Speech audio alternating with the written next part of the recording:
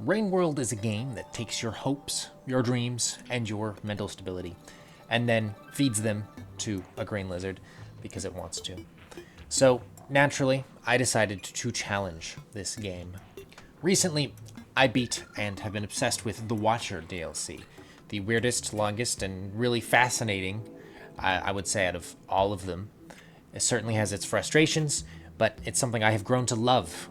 It's kind of a hate-hate relationship. It hates me.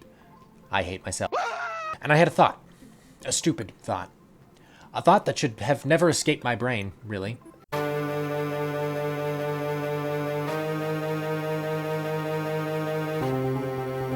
In Rain World, your biggest enemy is usually the rain timer.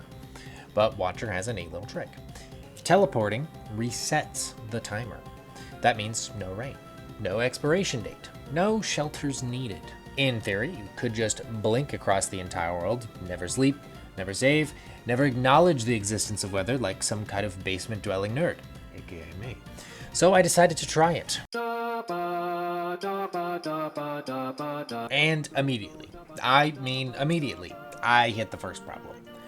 Some of the regions I need to enter require a higher karma. Why? Because Rain World hates convenience. To open these gates, you have to sleep. You have to raise karma. And where do you raise karma? The door. Before I could even start the challenge properly, I was already forced to sleep at least once, so the run was off to a legendary start. But I will not give up. I will keep teleporting and teleporting and teleporting. So, maybe I can't do that in one sleep cycle. But can I do two? It is close enough to one. Might as well still be a flex. If I die, I'll simply just have to restart. Not too bad. Psych! I actually need full karma, because guess what? To get into the Shaded Citadel or the Farm Arrays, you need, guess what? Full karma. Already not looking good for my run. So you know what that means? We're on day 3. Can you beat the Watcher DLC on day 3 only? Who knows? I do, but while I'm, talking, you get to enjoy some of the background footage that I have. This is me really struggling for no reason and wasting first part of my day with a red lizard. Really not my prettiest moment, but besides that, things went pretty smoothly. I do want to mention that while I have played the Watcher quite a bit, and it took me a little bit of time, I do remember where most of the portals were. I did have to go around closing every single one, so I should remember where they all freaking are, and I happen to do that. So I estimate it would take me about 2-3 hours to fully get through the game and get the first ending. I will mention that the rules of this are now changed a little bit. 3 days and get the first ending. I do not have to get the Rot ending. I do not have to get the Weaver ending.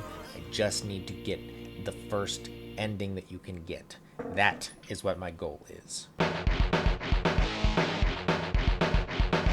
And so, with my plan to beat Rain World with only sleeping 3 times, I was not going to give up. I kept teleporting, and then something weird happened. I started noticing this visual hiccup. The room is getting more purple. Not normal. You can see the fatigue meter was down in the bottom. I couldn't go invisible. I simply thought that that was just a sort of punishment for teleporting, but turns out that it explains it pretty fast that you are fatigued.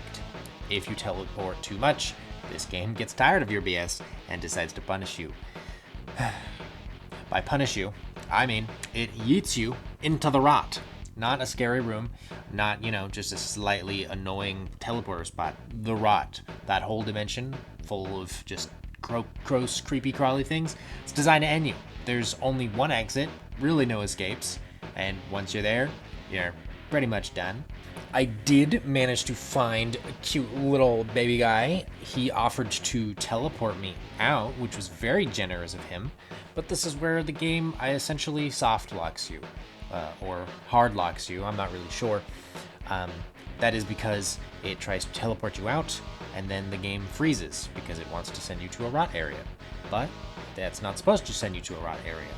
I did this a couple times, and your game just freezes. So, yeah, turns out you can't beat the Watcher DLC without sleeping in a shelter. Not because this game is too hard, but because the mechanic will drag you into the void if you try.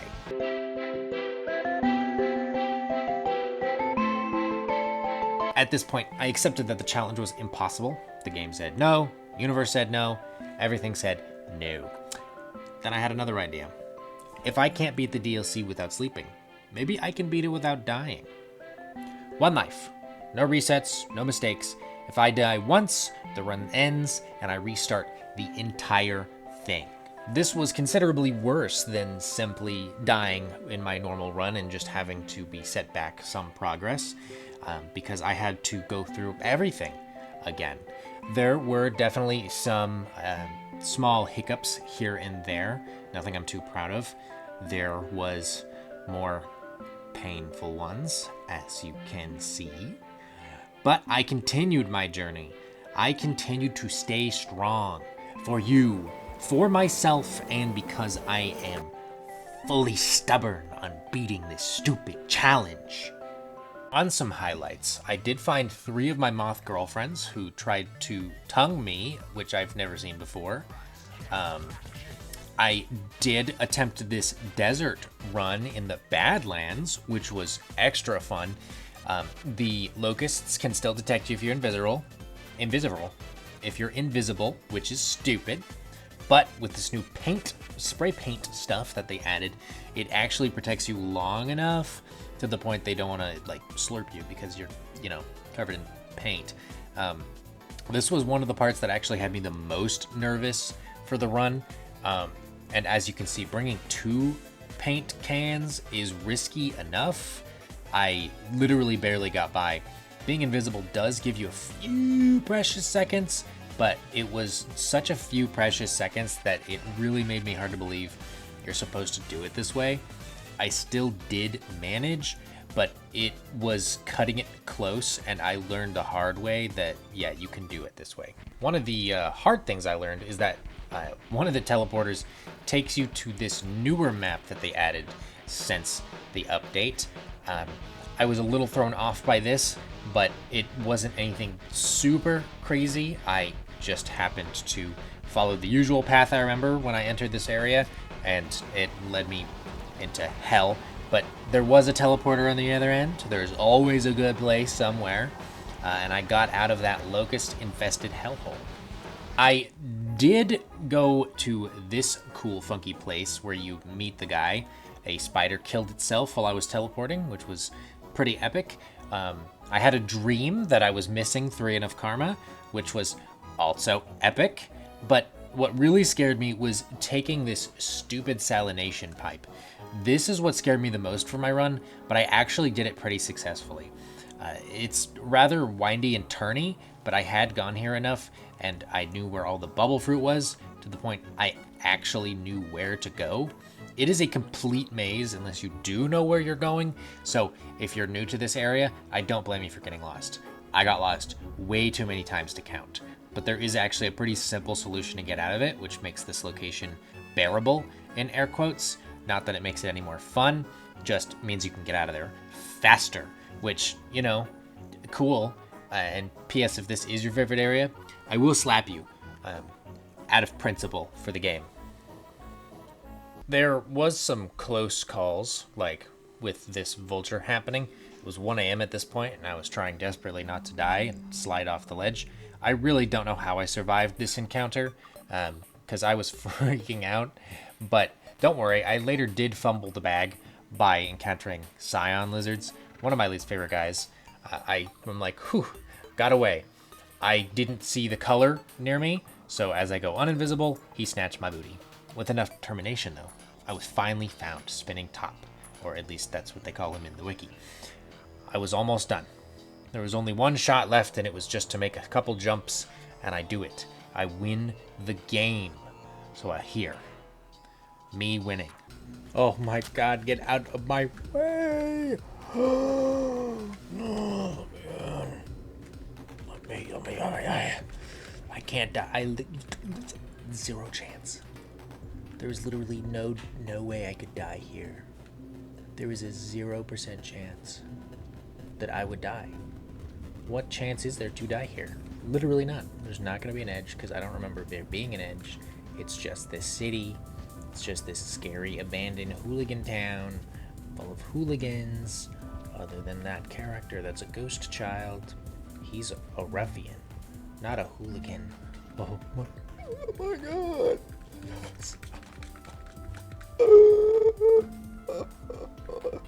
I haven't even gotten it yet.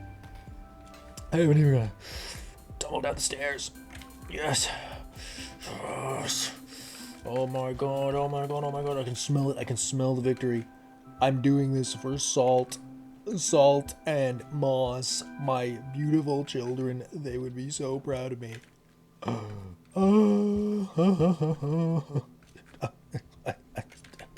Why did I do this? Why did I do the challenge? Why? Oh, Winterrey, this is a great idea.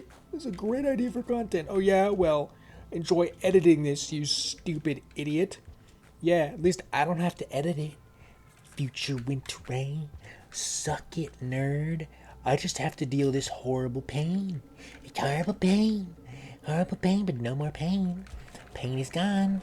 About to get that any. Ooh, maybe do a little speed tech. Ooh, oh yeah, yeah, maybe do the speed tech. We all love the speed tech. Oh, here I am again. What a nerd! Get my honkle donkle. My thing.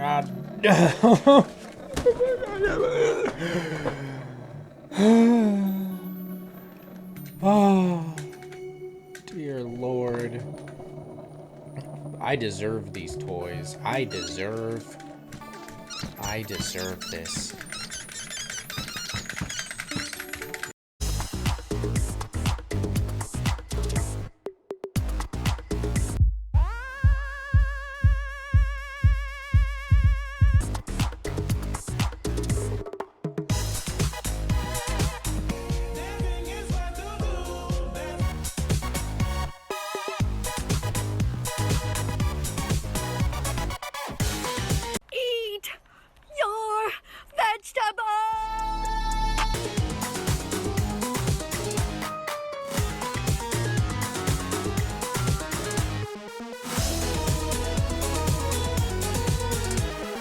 Hey, that's pretty good.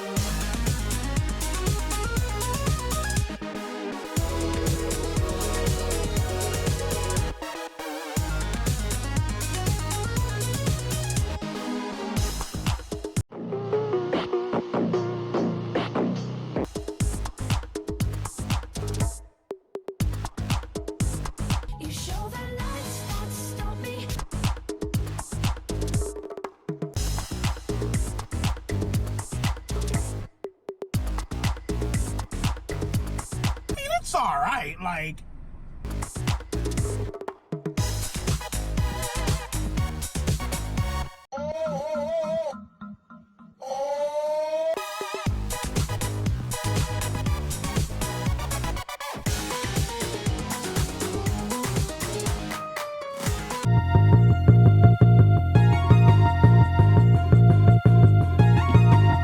And I beat it. 0 deaths. In a rather timely manner. Nothing crazy. I didn't know how to check my stats to flex, so I don't really know how to do that. But I did it. I will not do that again with the Watcher. God forbid I do 2 of the other endings with 0 deaths. I just wanted a chance to prove it. So, no, you can't beat this game with no sleep, but you sure can beat it without dying. I hope you have a good day. I hope you have a good night. And if it's evening, I hope you never die.